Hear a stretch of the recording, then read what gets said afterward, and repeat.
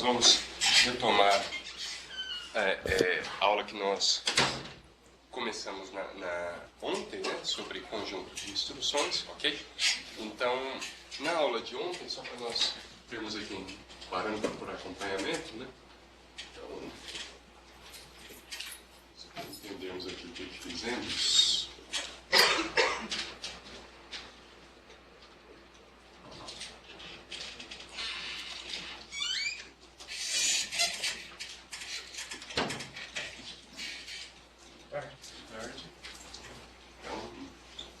Na aula de hoje, tá?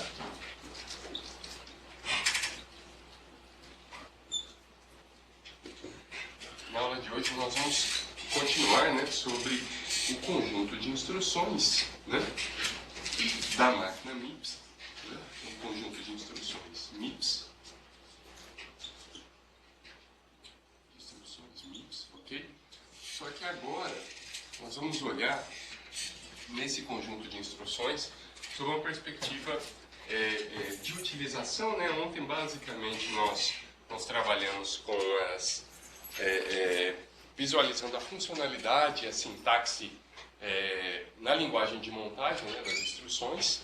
Então, hoje nós vamos pegar alguns casos mais práticos, né, verificar como é que é a programação, como é que é esse processo, né, de tradução, código-fonte, código de montagem. E vamos investir um pouquinho mais sobre a ABI, né, interface binária da aplicação, e vamos também olhar os códigos de máquinas equivalentes, né? Então hoje a gente vai descer um pouquinho mais o nível, tudo bem? Então, na aula de hoje, sobre esse tópico de instruções do MIPS, né?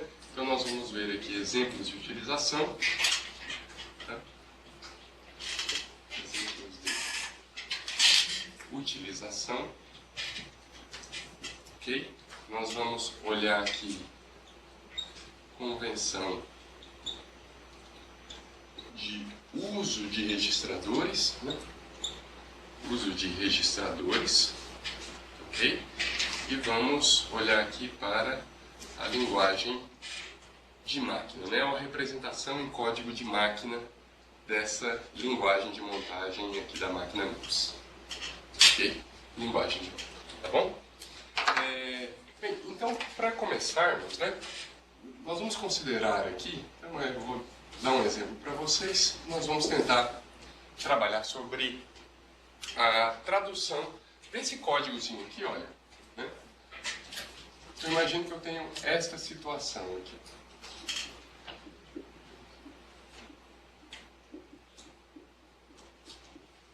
Ok? E aí nós queremos fazer essa operação, queremos realizar essa operação aqui. Simplesmente fazer uma adição a uma constante, né, a cada elemento de um determinado vetor, ok? Só para vocês se situarem, né, todos os elementos aqui, né, todas as variáveis são inteiras, tá? O i e o x, nesse caso aqui, vou colocá-lo ali na frente para... O x, ele é um vetor de inteiros, tá, de tamanho 100, ok? Bom, então é essa situação que nós temos aqui. Nós queremos pegar esse código, né, em linguagem C, tá certo? E traduzi-lo para o seu equivalente MIPS, ou para um conjunto de instruções do MIPS que possa representar semanticamente esse código aqui, ok? Bom, então, só para a gente retomar, né, na aula passada, quando nós falamos sobre conjunto de instruções, nós vimos que muitas instruções, na verdade, as instruções da máquina MIPS, tirando as extensões, né, o conjunto mais específico, nós podemos sempre encaixar as instruções quanto à sua funcionalidade em um de três tipos. Ou as instruções, elas são lógicas ou aritméticas, ou são de memória, né, ou são de desvio. Okay? E aí dentro do desvio tem um desvio condicional e incondicional, como nós finalizamos a aula de ontem. Okay? E aqui vocês vejam que, inevitavelmente, eu vou ter que lançar mão de uma instrução aritmética, né, porque eu preciso realizar uma soma, não é isso? Eu preciso lançar mão de uma instrução ou de mais instruções de memória, né, porque vocês vejam que eu estou lendo um elemento do vetor, então eu quero o conteúdo, né, de cada elemento desse vetor. A esse conteúdo, né, eu adiciono aqui uma constante e devolvo isso para o próprio elemento do vetor que está na memória, né? Então eu já declarei essas variáveis aqui. Então são variáveis que são declaradas, são armazenadas na memória, né? De maneira que para eu ter esse valor aqui, eu preciso ler da memória, fazer isso com load, né? Aí eu realizo a expressão e depois devolvo para a memória com store, né? Então veja, para fazer essa expressão aqui, preciso de instrução aritmética. Para capturar esse resultado aqui, olha, né, dessa variável, preciso de um load, né? Isso daqui eu não preciso porque é constante. E para devolver para cá também preciso de outra instrução de memória que é o store, ok? Além disso tudo, veja que eu tenho outra expressãozinha aqui, que é o acúmulo do índice, né? Isso daqui é uma expressão aritmética, é fácil de fazer, ok? E aqui, olha, nós temos uma comparação, ok? Então, todos vocês conhecem muito bem o comportamento, né, dessa estrutura aqui de fluxo de controle, né? Então eu vou iterar aqui até que o i vai somando, né, até que ele seja igual assim. Quando ele for igual assim, eu não vou satisfazer essa condição, eu saio desse laço, ok? Então, observem que a partir dessa comparação, do resultado dessa comparação, ele faz um desvio, ok? Então isso daqui implica que nós vamos ter que lançar a mão para implementar esse código aqui usando o conjunto de instruções MIPS, né, a linguagem de montagem MIPS. Nós temos que lançar mão de uma instrução de desvio condicional. Então eu vou fazer uma comparação, ok? E nessa comparação, né, eu vou montá-la aqui para a gente acompanhar. Enquanto não for satisfeito a condição, né, ele vai ficar interagindo aqui dentro, né, iterando. Depois de satisfazer, ele vai sair. Tudo bem? Bom, então é isso daqui, né, que nós vamos trabalhar a partir de agora. Então nós vamos fazer a tradução, tá certo? Então aqui embaixo vai aparecer agora a tradução do código, ok? A tradução do código, tá certo? Então vocês vão me ajudar, ok? Para fazer essa tradução aqui, como nós estamos trabalhando no exemplo, eu vou facilitar um item aqui para vocês, tá bom? Eu vou, na verdade, definir duas coisinhas aqui para nós trabalharmos, né? Primeiro, é que vejam que nós vamos lançar mão de instruções, e as instruções vão trabalhar sobre os registradores, tá? A máquina MIPS, ela tem um grupo bem significativo de registradores, não é tão grande assim, só que não é tão pequeno, né? E nós vamos usar os registradores, são chamados de temporário, tá? Então nós vamos utilizar, né? Usar registradores, tá? Desse grupinho aqui, ó, registradores, tá? Dólar T0, tá certo? Até o dólar T9. É isso que nós podemos usar, esses 10 registradores aqui. Eu vou explicar para vocês depois por que propositalmente eu estou falando desses registradores, ok? E nós temos também um outro registrador que eu posso lançar mão dele, que é o registrador $0. Ele sempre tem 0, né? Ele é um registrador hardwired, ok? Uma outra diretriz que eu vou estipular para vocês aqui, que nós precisamos saber disso, é o seguinte, ó. Vocês podem reparar nesse código aqui que nós estamos lendo cada elemento de um vetor, ok? E essa leitura aqui desses elementos, né, ela está vindo da memória, né? Então isso implica que para eu ter o valor do xi, eu preciso usar um load, né? E só abrindo um pequeno parênteses aqui, né? Não precisa copiar isso, é só para a gente lembrar, né? O load, tá certo? Ele vai operar sobre um determinado registrador, sei lá, né? Ele vai escrever aqui no $T2, tá certo? O conteúdo de memória resultante dessa expressão aqui, ó. Né? Então, o resultado da soma deste imediato, que neste exemplo aqui eu estou colocando 0, né? Mas o conteúdo do registrador $T1 me dá um endereço, né? O load envia esse endereço para o barramento para que o controlador de memória, quando pegar esse endereço aqui, me devolva o dado, né, que está nesse endereço, e esse dado eu coloco aqui dentro desse registrador. Então você observa que eu vou ter que fazer algo desse tipo aqui, né? E para isso eu preciso saber onde começa o vetor, ok? Vocês já sabem aqui pela declaração que eu fiz, né, que o vetor é de 100 elementos, né? Ele vai ser mapeado para a memória, só que ele, sendo mapeado para a memória, ele tem um endereço de início. Nós precisamos saber desse endereço, ok? Eu vou momentaneamente poupar vocês do trabalho de descobrir esse endereço e nós vamos considerar, tá? Nós vamos considerar, depois eu explico para vocês como obter esse endereço, tá? Considerar que o endereço, tá? O endereço, ok? De x, veja, eu preciso saber apenas o endereço do primeiro elemento. Sabendo o endereço do primeiro, né, como a memória, né, os elementos da memória são armazenados de maneira contínua, né, eu consigo acessar os demais elementos, ok? Então o elemento de x0, o endereço de x0 está, ok, no registrador, ok? Vamos considerar isso daqui momentaneamente, $T1, ok? $T1, tudo bem? Com essas duas informações aqui, a gente já consegue escrever esse código, tá certo? Professor, mas pelo mesmo raciocínio eu também preciso saber o endereço da variável i para carregar no registrador. Nós vamos mapear ela agora, tá? Ok? Isso daqui você precisa, porque isso daqui momentaneamente a gente não sabe como fazer, tá? O restante aqui a gente sabe. Tudo bem, pessoal? Então, com base nisso daqui, a gente já consegue implementar esse código aqui, né? Usando o conjunto de instruções. Eu vou colocar aqui do lado, que vai facilitar. Isso. Isso. Pessoal, é o Fábio e Renato, né? Isso. Vocês estão me ouvindo? Sim. Vocês estão com o microfone aberto aí, ligado? Se vocês tiverem... Fábio conforme a necessidade só. Ok, tá bom. Tá bom. Se vocês puderem desligar aí, tá? Porque às vezes dá... Bom, então tudo bem. Então vamos lá, né? Então,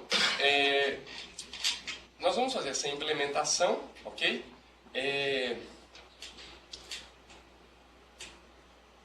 Para fazer essa implementação aqui, vocês podem notar que...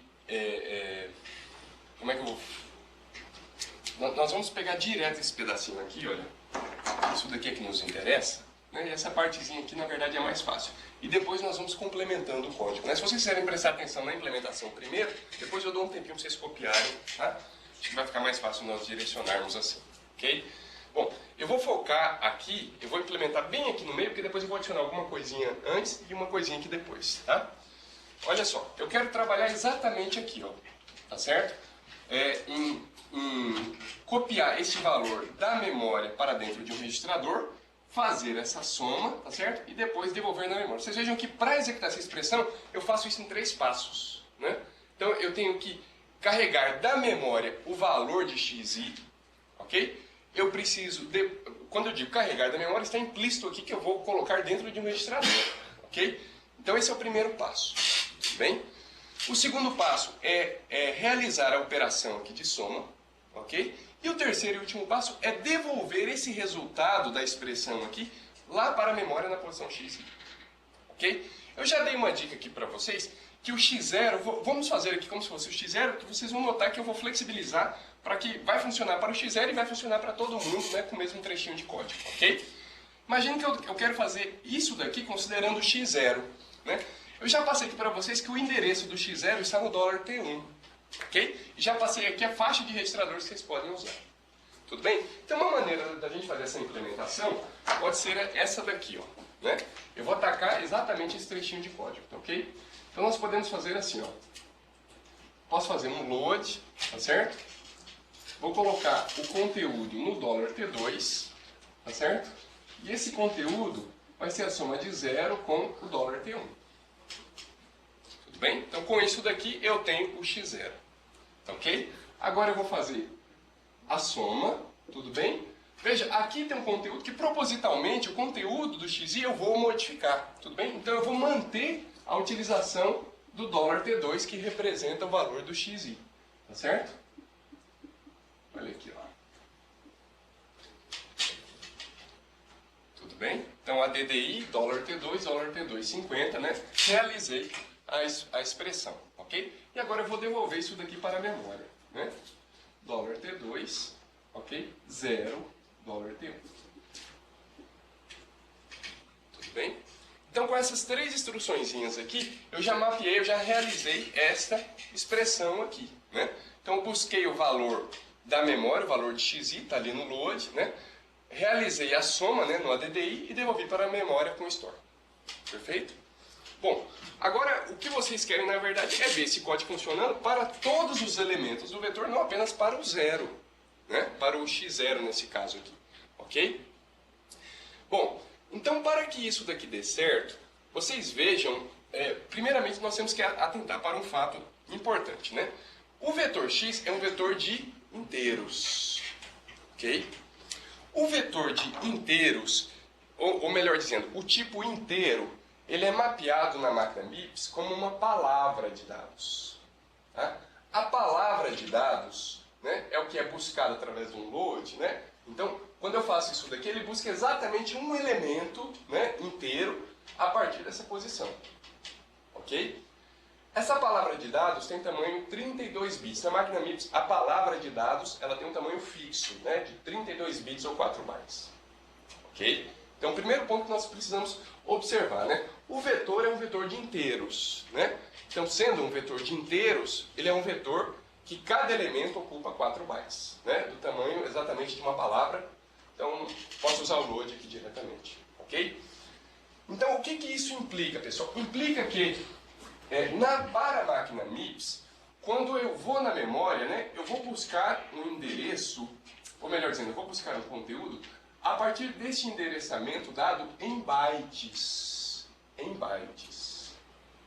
Ok? Então, por exemplo, se o resultado dessa expressão aqui está no endereço 1000, tudo bem? Então, ele vai considerar que no 1000 até o 1001 eu tenho um byte.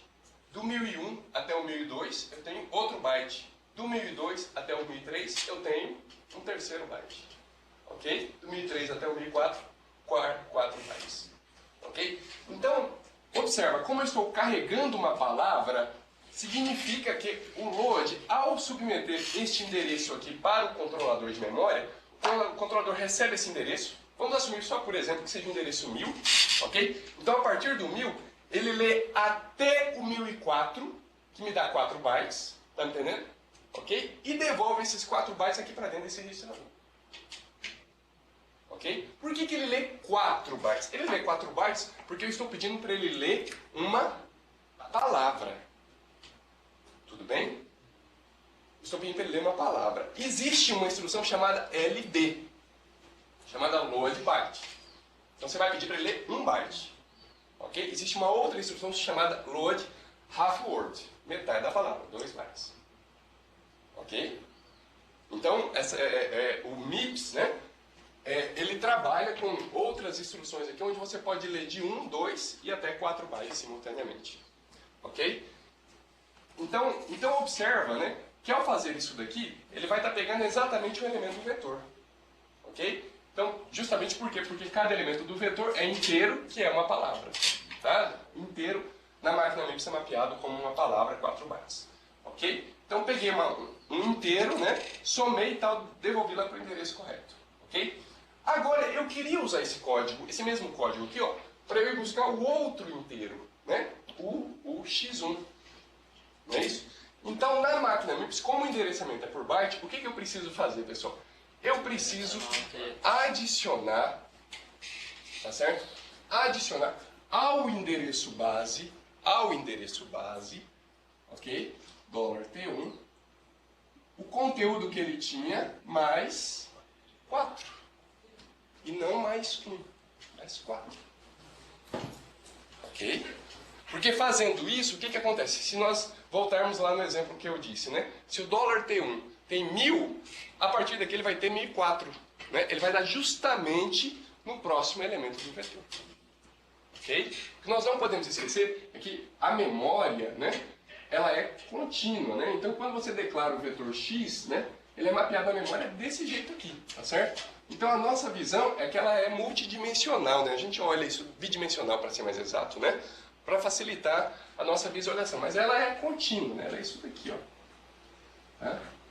Ok? Então aqui seria o x0, né? Aqui seria o x1, ok? O x2, tudo bem?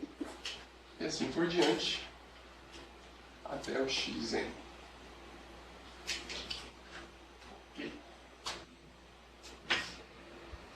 Tudo bem? Só que o que nós não podemos esquecer? Que isso daqui, gente, ó, o x0, como eu declarei ele como inteiro, tá certo? Ele tem 4 bytes. Ele é assim.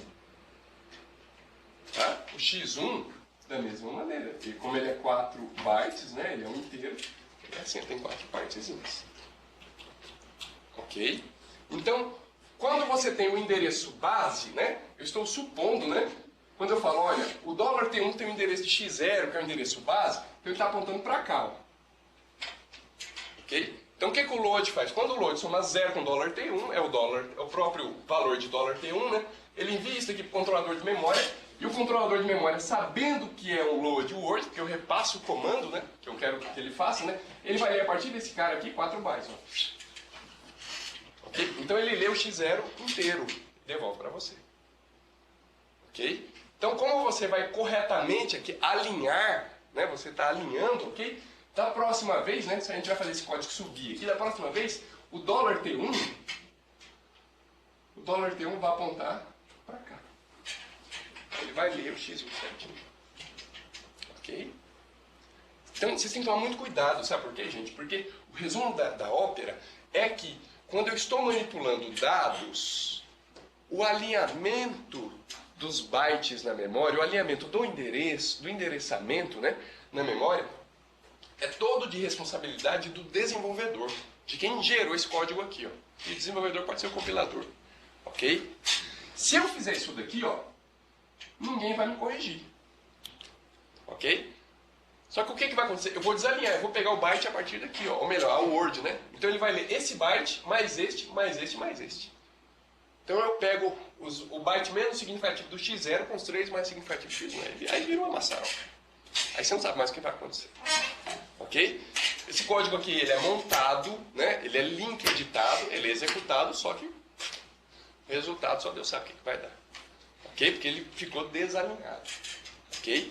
Então, o processador MIPS, vou falar agora, porque a hora que a gente entra no BQ, né? O processador MIPS, ele não se responsabiliza pelo alinhamento dos endereços de dados. Isso é total responsabilidade do usuário. Tá? Até porque, se vocês notarem, eu tenho o LB, o load byte. Né? Então no load byte, de repente, eu quero ler este byte aqui. Ó. Né? Então às vezes eu preciso somar mais 3. Ok? Então nós temos que tomar bastante cuidado com isso, porque isso é nossa responsabilidade. Ok? Tudo bem? Todos entenderam até aqui o que eu quero fazer? Então perfeito, eu vou apagar daqui, tá? Para a gente continuar. Porque esse código aqui tem uma maneira bem otimizada de desenvolvê-lo, mas eu vou desenvolver assim um pouquinho maior, tá? Para a gente poder ter um entendimento mais claro sobre ele, tá? Então isso daqui é necessário, é extremamente necessário para quê? Para que eu possa reutilizar essa parte aqui, não é isso? Usando, né? Para iterar sobre todos os elementos do vetor. Ok? Agora observem que após fazer isso daqui, né? Aqui embaixo eu deveria ter uma comparação, né, do seguinte tipo, né? B.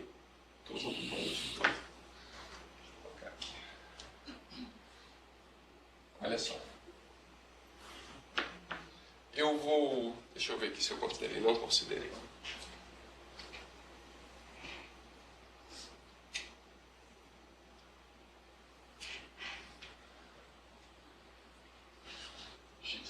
Deixa esse X aqui por enquanto, depois nós vamos achar o valorzinho. Ok? Então veja bem, o que eu quero é que o código comece a ser executado, ele faça isso para o primeiro elemento, né? Faça os alinhamentos aqui e depois ele verifique. Olha, eu já estou nesse tamanho 100 aqui? Não, não está. Então enquanto não for igual, né? Um desses caras aqui vai ter que ter o 100.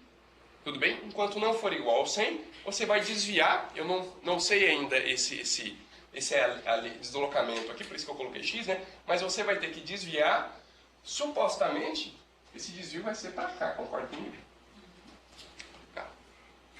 Tá? É porque a gente não sabe ainda, porque talvez a gente vai ter que inserir coisinhas aqui, então por isso que eu deixei X. É só para a gente entender a ideia, né? Então, inevitavelmente eu vou ter que ter uma instrução como essa aqui embaixo, né? Que isso é que vai me dar a ideia do laço, né? Que vai dar a ideia do laço iterando. Tudo bem?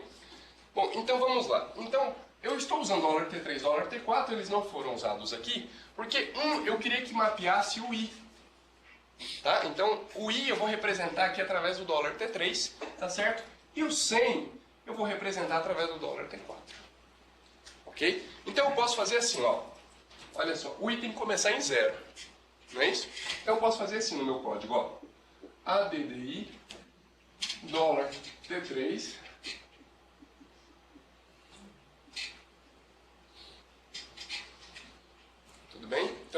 forcei o dólar T3 ter zero. Ok? Para garantir que, né, a contagem vai ser correta. Ok? E aí eu posso fazer isso daqui ainda. Ó.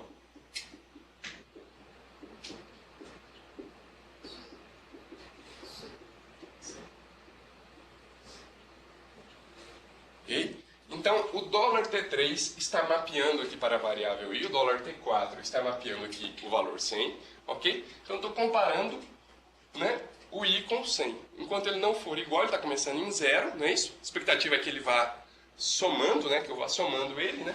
E aí, enquanto ele não for igual, ele vai desviar para cá, ok? Né? Vai ter uma hora que ele vai ser igual, porque eu estou somando de 1, não é isso? Aí ele sai daqui e executa a próxima instrução.